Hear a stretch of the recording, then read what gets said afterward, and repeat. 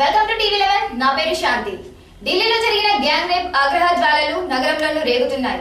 పెళ్లి చేసుకోమని అడిగిన పాపానికి గర్భవతి అన్న కనికరం కూడా లేకుండా ఉస్మానియా యూనివర్సిటీ విద్యార్థిని అరుణను హత్య చేశాడు ఆమె ప్రియుడు. ఈ ఘటనతో ఓయూ బగ్గుమంది. రాష్ట్ర హోంమంత్రి ఏం చేస్తున్నారంటూ విద్యార్థులు భారీ నిరసన ర్యాలీ నిర్వహించారు. నిందితుడిని కఠినంగా శిక్షించాలంటూ విద్యార్థి సంఘాలు బంద్ పాటిస్తున్నారు.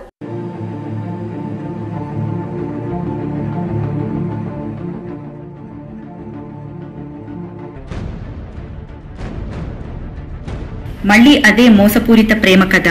ఈసారి బలైంది 24 ఏళ్ల పీజీ విద్యార్థిని అరుణ. నల్గొండ జిల్లా డిండి మండలం టీ గౌరానానికి చెందిన అరుణ మల్లారెడ్డి కళాశాలలో ఎంఈడీ చదువుతోంది. స్వగ్రామం నుండి నెట్ పరీక్ష కోసం హైదరాబాద్ వచ్చింది.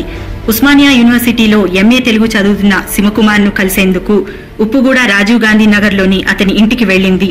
తాను 5 నెలల గర్భవతి అని తన్ను పెళ్లి చేసుకోమని కోరింది. అందుకు శివకుమార్ ఒప్పుకోపోవడంతో ఇరువురికి వాగ్వివాదం చోటు చేసుకుంది. ఈ గొడవలో శివకుమార్ ఆమె తలపై కొట్టి కాళ్లను కట్టేసి ఆమె చున్నీతో ఉరివేశాడు. అన్న చనిపోవడంతో భయపడి అక్కడి నుంచి పారిపోయాడు.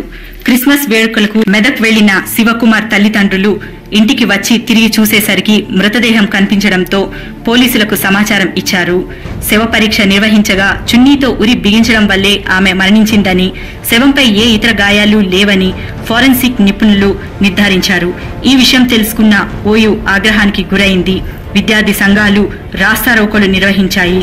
నిందితుణ్ణి కఠినంగా శిక్షించాలని రోడ్డుపై బైఠాయించాయి. భారీ బందోబస్తుల మధ్య అరుణ మృతదేహాన్ని స్వగృహానికి తరలించిన పోలీసులు అంత్యక్రియలు నిర్వహించారు.